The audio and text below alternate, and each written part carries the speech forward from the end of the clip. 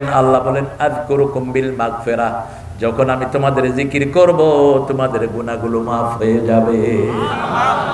এইজন্য বাংলাদেশের উপর আল্লাহর রহমত বেশি না কম? আরে কত রহমত দেখেন। করোনায় সব দেশের অর্থনীতি ভেঙে পড়েছে, কিন্তু আমাদেরকে হেফাজত করেছেন কে? আল্লাহ। এত বড় দুর্যোগ, একজন মানুষ 2 লক্ষ কোটি টাকা পাচার করে দিয়েছে। একজন মানুষ, এক ডাকাত শুধু ইসলামী ব্যাংক থেকে 80,000 কোটি টাকা চুরি করে নিয়েছে, কিন্তু তারপরেও দেশের মানুষের খাওয়া দাওয়া আছে না নাই?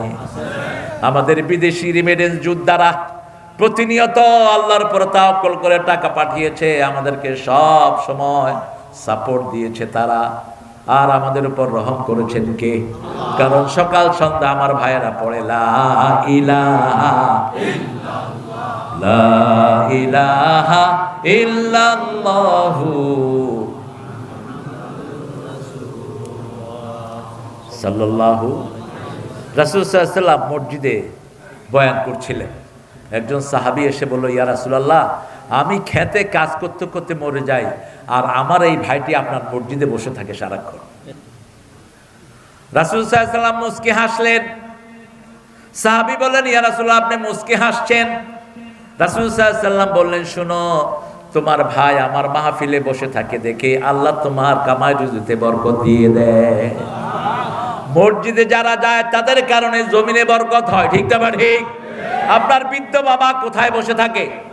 আপনি মনে করেন বাবা কোনো কামাই করে না, কোনো কাজ করে না, ওই বসে থাকার কারণে আপনার খেতে বরকত দেন কে?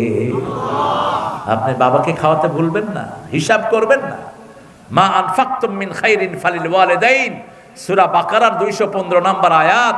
আল্লাহ বলছেন, আগে যা খরচ করবা কার জন্য? পিতামাতার জন্য। কার হুকুম? পিতামাতা কখনো গনে তোমার পিছনে খরচ করো নাই, তুমিও পিতামাতার কাছে গনে খরচ করবা না, কখনো হিসাব চাইবা না। কারণ হিসাব চাইলে বলবে উফ। কি বলবে? উফ। বৃদ্ধাশ্রমে পাঠাবা না। আপনারা দেখবেন কোন ইমামের বাপকে বৃদ্ধাশ্রমে